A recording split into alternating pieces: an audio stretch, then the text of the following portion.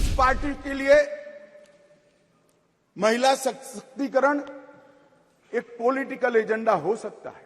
मेरी पार्टी और मेरे नेता नरेंद्र मोदी जी के लिए महिला सशक्तिकरण राजनीतिक मुद्दा नहीं, मान्यता का सवाल है। भारतीय जनता पार्टी के सांसद में 29% 85 सांसद ओबीसी कैटेगरी के हैं।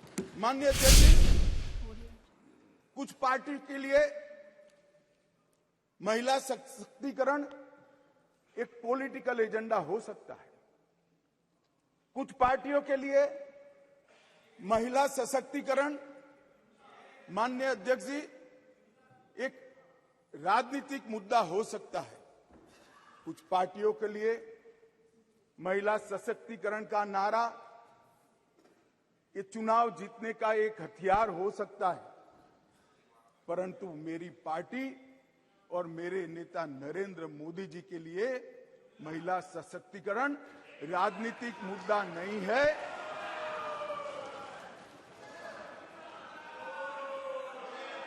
फिर से सुनिए, मेरी पार्टी और मेरे नेता नरेंद्र मोदी जी के लिए महिला सशक्तिकरण राजनीतिक मुद्दा नहीं, मान्यता का सवाल है, मान्यता का सवाल।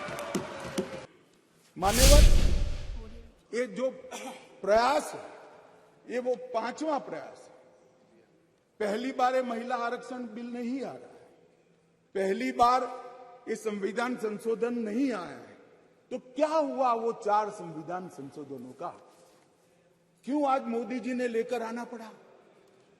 देवगौड़ा जी से लेकर मनमोहन सिंह जी तक, बीच में 2 बार अटल जी ने, 4 बार प्रयास हुए, क्यों नहीं हुआ? कौन कारण था?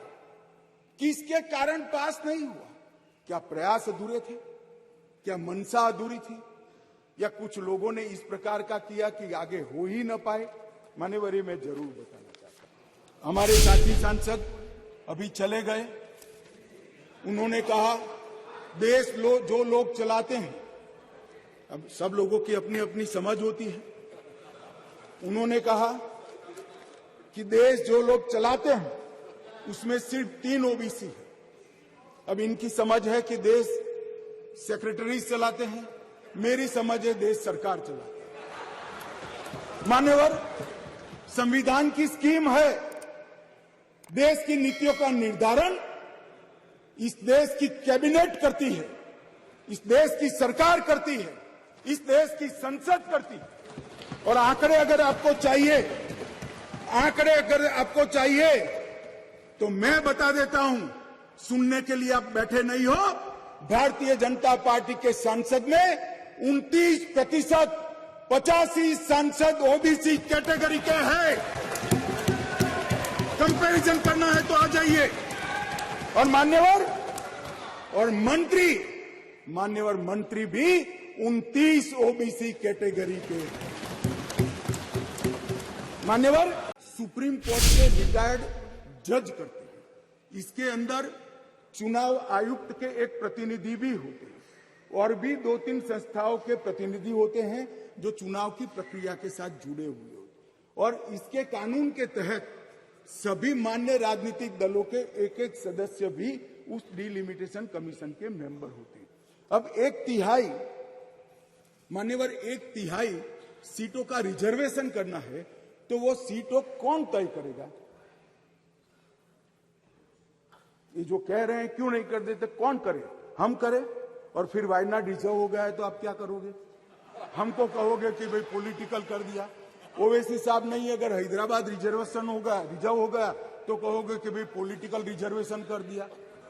इसलिए ये बहुत अच्छा है कि ये डिलिमिटेशन कमीशन जो क्वासा जुडिशियल प्रोसीडिंग से चलता है, हर राज्य में जाकर, हर क्षेत्र में जाकर ओपन हियरिंग देकर ट्रांसपेरेंट पद्धति से इसका नीति निर्धारण करता है, वो डिलिमिटेशन कमीशन से इसका निर्धारण हो।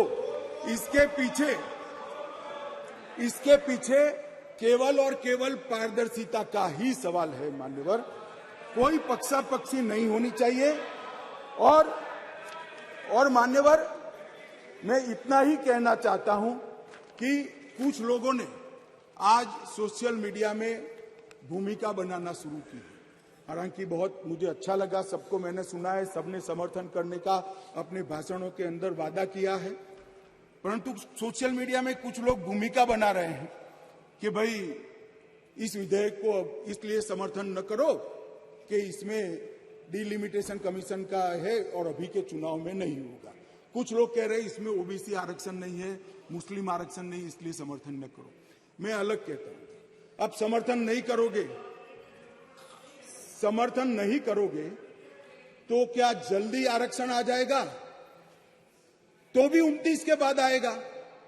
समर्थन कर दो, गारंटी हो गई, फिर जो सरकार आएगी उसमें जो बदलाव करेगी वो भी होगा।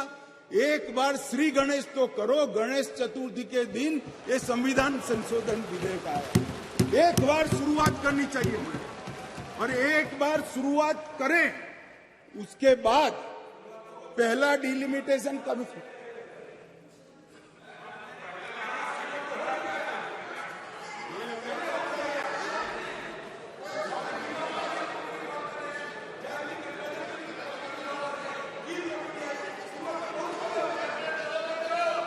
मगर पारित नहीं हुआ मान्यवर।